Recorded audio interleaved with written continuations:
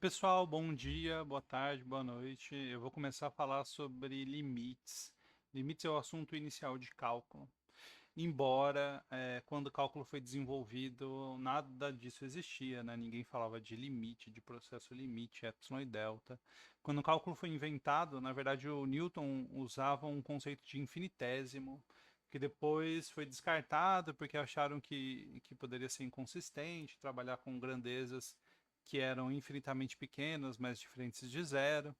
E aí depois, em 1950, o Abraham Robinson, ele restaurou a dignidade lá dos infinitésimos, mas ainda hoje cálculo é ensinado classicamente usando limite, tá? Então eu vou ensinar essa ferramenta para vocês porque é o que vai cair nas provas, não é necessariamente o melhor conceitualmente para aprender, mas é a linguagem básica que todo mundo usa, né? Qualquer pessoa que está entrando no prédio da matemática, né? A primeira sala da matemática superior é o limite.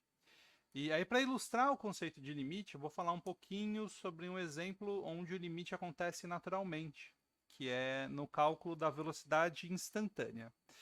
Então, vamos imaginar assim: eu tenho um prédio. Vamos lá, deixa eu abrir minha tela aqui para vocês. Eu tenho um prédio e. Cadê meu prédio? Meu prédio está aqui. E aí eu vou jogar um objeto aqui de cima do prédio. Tá? Não façam isso. É um exemplo, tá? Não é para ninguém jogar objeto de cima do prédio, por favor. É... E eu sei da cinemática que a função que relaciona a altura que ele percorreu com o tempo é essa aqui. H igual a 5t quadrado. Isso é uma função. Né? Para cada t, cada instante que eu te dou, essa função retorna uma altura h em metro. Né? Eu estou imaginando que o tempo está em segundo, h está em metro.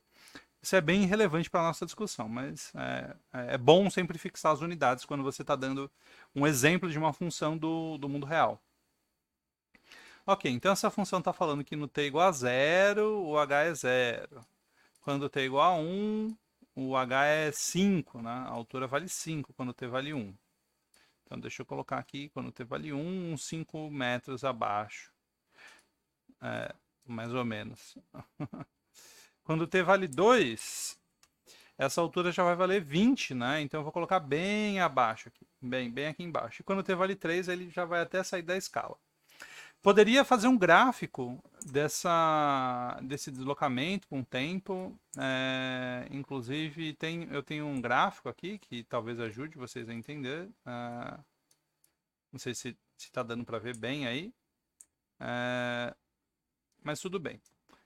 O importante aqui eu quero calcular a velocidade instantânea quando t é igual a 1, e não vale usar as fórmulas de cinemática. Né? As fórmulas de cinemática vieram disso que a gente está fazendo aqui, então a gente não pode usar V igual a VO mais AT, essas coisas.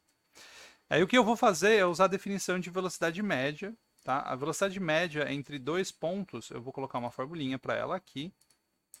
A velocidade média entre os instantes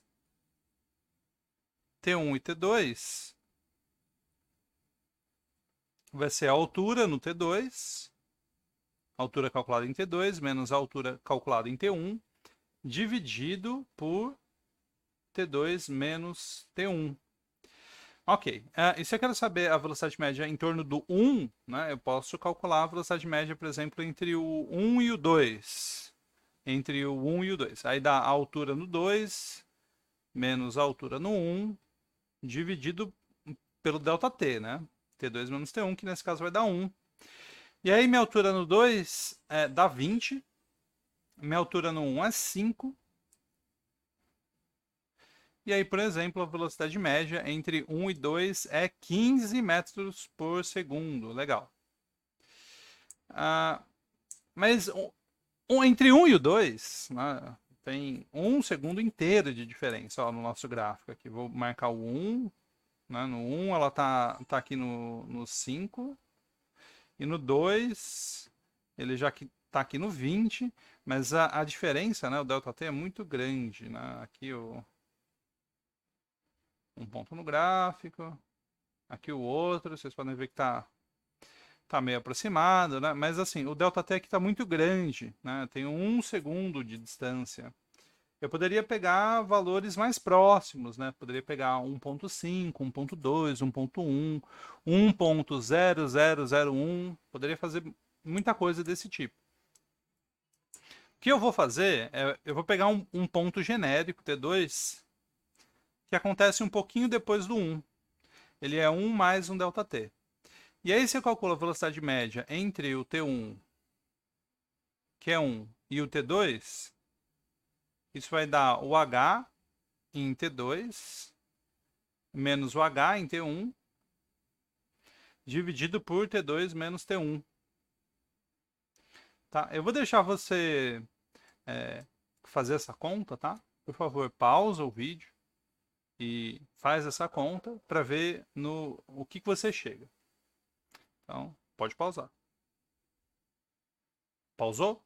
Legal. Então, essa conta aqui vai dar 5 vezes 1 mais ΔT ao quadrado menos 5 dividido por ΔT.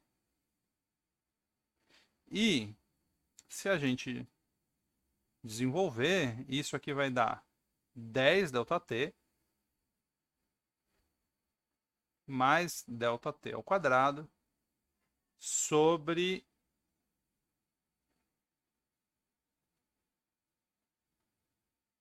ΔT. É isso? Tá certo? É isso aí, é isso aí. E aí a gente pode cancelar, claro, né? E isso vai dar 10 mais ΔT. Deixa eu me tirar da frente aqui. Vai dar 10 mais ΔT. Ok. Então essa é a velocidade média entre o 1 e o 1 mais ΔT. Eu vou fazer um gráfico dessa velocidade média em função do ΔT. Vamos para a próxima página. E essa velocidade média em função do 10 mais ΔT, né? Eu vou dizer assim, essa velocidade média é a função que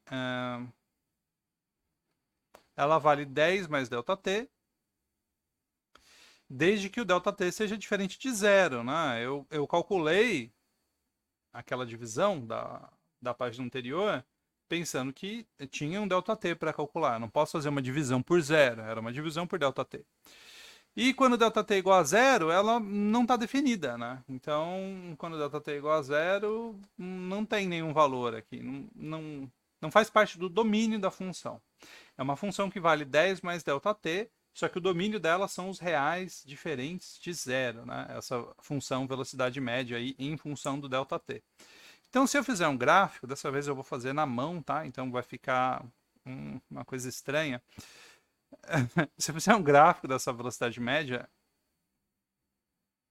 né, que é 10 mais ΔT, então ela é paralela, né, à reta bissetriz dos quadrantes ímpares, porque o coeficiente angular dela é 1, só que ela passa, né, quando ΔT é zero, ela deveria ser 10.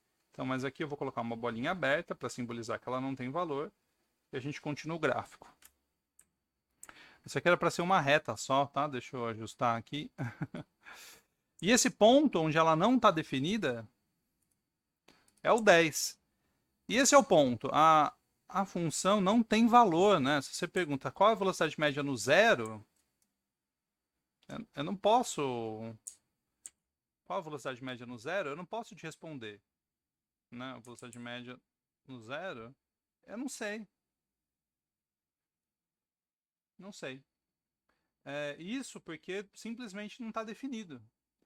Mas se você olhar bem para o gráfico dessa função, parece claro que quando ΔT é zero, né? Lembrando que aqui no meu eixo x eu tenho ΔT, e aqui a velocidade média, parece claro que a resposta deveria ser 10. Então, se você achou isso claro, você já tem alguma intuição de limite. Tá? O que eu vou escrever aqui é que, embora a função não esteja definida no ΔT igual a zero,